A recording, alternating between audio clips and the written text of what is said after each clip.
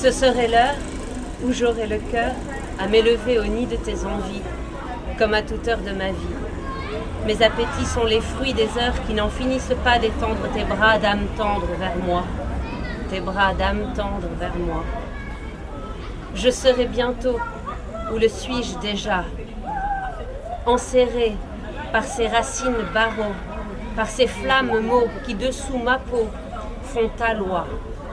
Je serai bientôt, ou le suis-je déjà, ta captive d'ébène, ta source vive à perdre haleine, ta montagne de marbre qui parle est arme d'oracle, tes branches de retour de toutes les sauvages transhumances de la tête qui pense et penche vers une troupe humaine démence, sœur de la peine à outrance, tes branches s'élancent, et viennent démêler en conscience mes veines pleines du jus des baisers qui d'heure en heure nourrit l'immensité ravie d'un écho d'immaculé.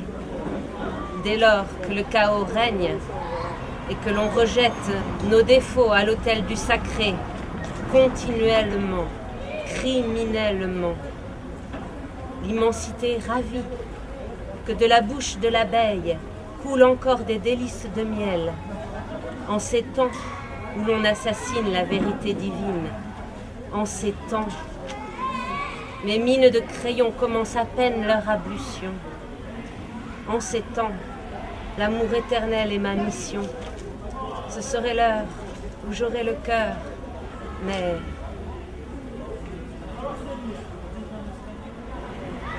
y aura-t-il assez de ciel pour que tes branches retiennent mon étreinte imaginaire, que tu fasses tienne cette fleur papillon sur tes berges de forêt, à la cime des horizons, pour d'infinies saisons, que tu héberges ma dévotion, mes floraisons.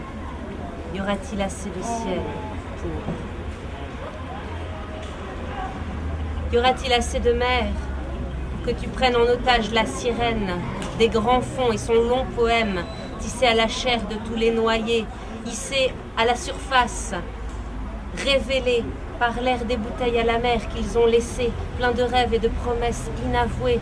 Y aura-t-il assez de mer?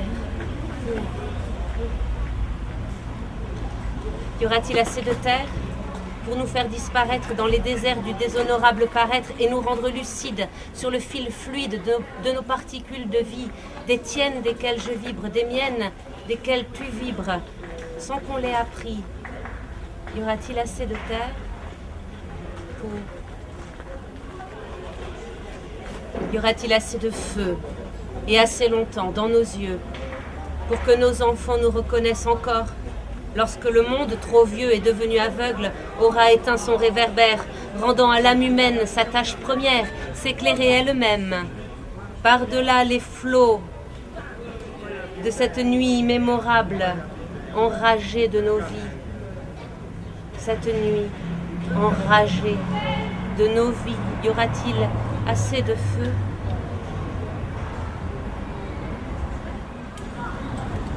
Reviens toujours et ne pars jamais.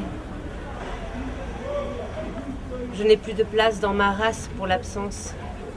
Je la vomis. Elle s'est trop souvent nourrie de mon existence. Je la fais naître au souvenir pour que je puisse encore sourire. Pourtant, je crains parfois que ce soit elle qui me fasse gravir le 7e ciel. Elle, celui-là même de ciel que je te réservais, ne lui fais pas grâce de cet espace entre nous sacré, illimité, intersidéral, cet espace qui me mange déjà les entrailles et le goût, qui distance mes sens, mon sang et mon pouls, ce mouvement de toi vers moi est ma condition vitale, mon baptême et mon règne. Ton retour toujours active mes veines, rend à mon cœur sa musique, son sucre, ses couleurs, féconde ma lune pleine, reviens toujours et ne pars jamais. Ils sont tous morts. Je danse pour eux, cavalière du feu, sur la route de nos jeux, cavalière du feu. Ils sont tous morts, et je danse pour eux. Reviens toujours et ne pars jamais.